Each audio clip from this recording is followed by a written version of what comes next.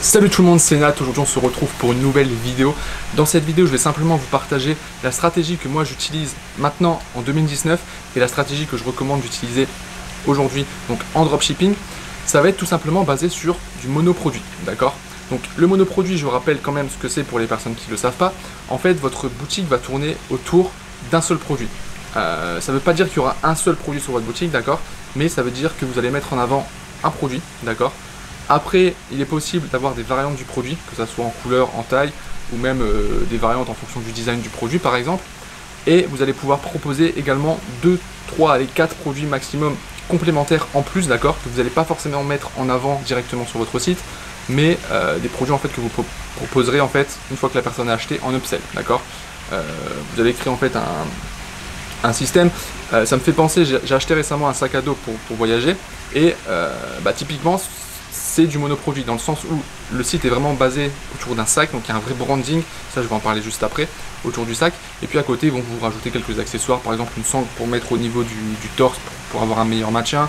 Ils vendent des petites poches aussi en plus que vous pouvez clipser sur le sac, etc. Voilà, des petits accessoires en fait qui vont être proposés en upsell, d'accord. Voilà, mais on reste sur du monoproduit. Pourquoi c'est la stratégie que je recommande aujourd'hui? Tout simplement parce que honnêtement, c'est plus simple à mettre en place. Vous n'avez pas besoin d'importer 36 produits, de vous taper 40 fiches de description, etc. Et on va vraiment jouer en plus de ça sur la valeur du produit. C'est-à-dire qu'on va vraiment créer une boutique autour du produit et on va plus juste avoir une simple fiche produit. On va créer carrément un site, une identité au site, une marque, clairement, c'est le but. Et ça va augmenter complètement la valeur perçue du produit, donc vous pourrez le vendre plus cher. Les clients n'auront plus l'impression, parce que maintenant, avec toutes les pubs en dropshipping qu'on a, etc., c'est facile de repérer un site en dropshipping. Et je pense que les clients commencent à comprendre le truc. Et du coup, avec ce système de monoproduit, on enlève cette barrière-là également, parce que les personnes voient un produit avec une marque, etc., quelque chose de vraiment bien mis en avant sur le site, et on enlève ce doute. Voilà. Donc aujourd'hui, je vais vous définir clairement le processus que moi je mets en place, et que vous allez pouvoir reproduire tout simplement. Donc vous allez tout d'abord sélectionner votre produit, c'est la base évidemment. Vous allez créer votre boutique autour de ce produit, mais en respectant certaines règles, d'accord. Déjà, la première règle, c'est que vous n'allez pas prendre les photos de votre fournisseur, ok. Ça c'est super important. Pourquoi? Parce que tout simplement tout le monde fait ça. Et donc si vous voulez vous différencier de la concurrence, il va falloir faire un peu plus. Donc, oui, ça demande plus d'efforts, mais derrière vous aurez quelque chose de beaucoup plus professionnel, de beaucoup plus qualitatif, et forcément vous aurez plus de résultats, tout simplement. Donc une fois que vous avez sélectionné votre produit, vous allez contacter votre fournisseur pour lui expliquer ce que vous souhaitez faire avec ce produit, d'accord. Donc ça sert à rien d'essayer de négocier une réduction tout de suite sur le prix, il ne voudra pas de toute manière, tout simplement parce que il faut que vous ayez déjà, entre guillemets, fait vos preuves, déjà acheté plusieurs produits chez lui, passer plusieurs commandes pour qu'il puisse après vous faire des réductions, etc. Mais vous allez simplement lui dire que voilà, vous comptez lancer une marque avec ce produit-là, donc vous vous présentez vraiment comme un professionnel, et que déjà, première chose, vous avez besoin de passer en priorité.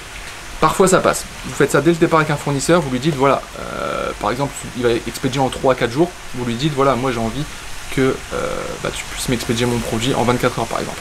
Et je dirais une fois sur deux, ça passe dès le départ, donc tentez-le, ça c'est la première chose. Deuxième chose, vous allez commander le produit. Ça c'est obligatoire, ok. Aujourd'hui si vous faites du dropshipping, que vous vendez des produits et que vous n'avez même pas commandé les produits que vous vendez pour vérifier leur qualité, je suis désolé mais vous faites du drop à l'arrache, en mode amateur quoi, parce que vous savez même pas ce que vous vendez à votre client. Donc c'est vraiment une base, d'accord, c'est même logique en fait, quand on réfléchit on se dit ça ne viendrait pas l'idée de vendre un produit à quelqu'un sans avoir vu le produit en fait. Donc vous allez commander tout simplement votre produit au fournisseur, ça va vous permettre deux choses. La première c'est de vérifier les délais de livraison, voir s'ils sont pas trop longs, d'accord.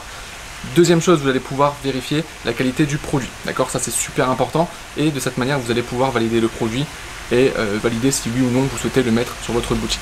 Je vous recommande aussi de commander le même produit chez plusieurs fournisseurs différents, comme ça vous allez pouvoir un petit peu tester les différents temps de livraison et tester également les différentes qualités, les différents packaging aussi, il y a des petites variantes des fois en fonction des fournisseurs, donc ça c'est important à faire. Une fois que vous avez votre produit chez vous, d'accord, ce qui est super important, c'est que vous allez aussi prendre vos propres photos, d'accord, photos, même vidéos si vous pouvez.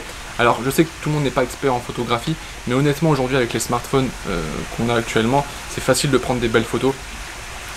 Donc je pense qu'il n'y a aucun souci à ce niveau-là. Si vraiment vous ne savez pas trop comment prendre les photos, etc., Vous allez même sur YouTube, vous tapez tuto prendre de belles photos avec un smartphone, vous allez voir, il y a plein de vidéos qui en parlent. et je pense que vous trouverez facilement. Le mieux, bien sûr, ça reste de faire appel à un professionnel qui puisse vraiment vous prendre des photos d'extrême qualité, d'accord? Bon, ça va vous demander un coût, voilà, mais bon, peut-être que vous avez aussi des personnes dans votre entourage qui sont bons en photographie, voilà. Donc ça à vous de voir à ce niveau-là, mais ce qui est super important, c'est que vous preniez vous-même vos propres photos, d'accord? Ça va complètement augmenter la valeur perçue sur votre site, ça va augmenter la qualité, tout simplement, et vous allez clairement vous différencier de la concurrence. Donc ça, c'est super important, ça vous coûte pas grand-chose, honnêtement. Voilà, si vous me dites, ouais, mais attends, je veux vendre un produit, mais il faut que j'achète le produit sur AliExpress, etc. Oui. Et honnêtement, si vous n'êtes pas prêt à investir au moins le prix de votre produit, ça va être compliqué de continuer dans l'entrepreneuriat. Mais voilà, une fois que vous avez fait ça, donc vous construisez votre boutique, vous créez une vraie image de marque, un vrai branding autour de votre produit, et puis vous faites vos premiers tests. Vous faites vos premiers tests. Une fois que vous commencez à avoir des ventes régulières, ce que vous allez faire, c'est que vous allez contacter votre fournisseur, et là vous allez carrément passer par Alibaba, d'accord? L'objectif en fait ça va être de faire du stock, d'accord, mais pas du stock où vous commandez 500 exemplaires, vous le faites venir en France et puis après vous livrez depuis chez vous, mais en fait du stock qui va être livré depuis la Chine. Ça va vous permettre une chose extrêmement importante, c'est d'avoir un packaging de qualité, d'accord. Donc ça vous le faites évidemment une fois que vous êtes sûr de votre produit, que vous savez que ça se vend, mais une fois que c'est fait, vous commandez plusieurs exemplaires à votre fournisseur. En général, vous allez passer par des agents, alors soit vous pouvez le faire par le fournisseur directement, soit après vous pouvez le faire par des agents.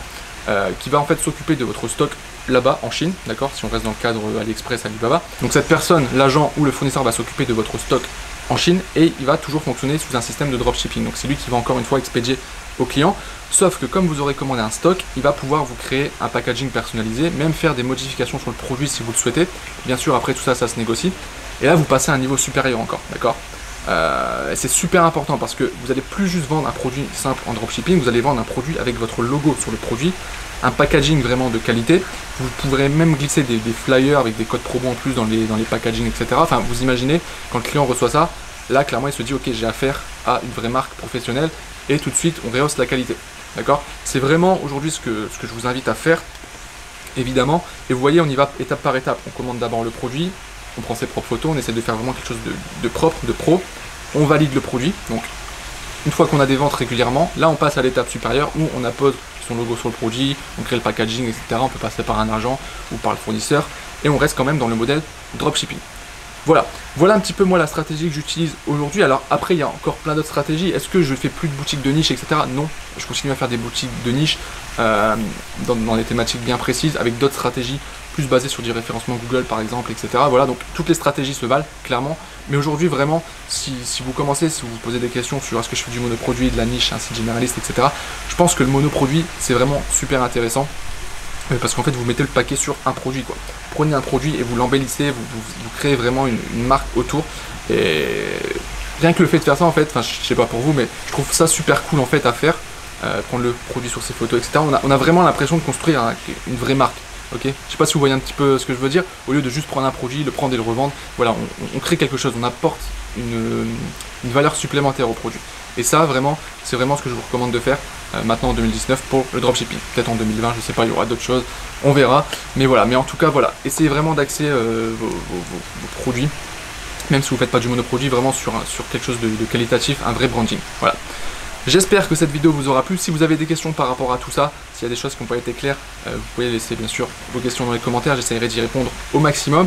Sur ce, moi je vous souhaite une bonne journée et je vous dis à très bientôt pour une prochaine vidéo. Ciao!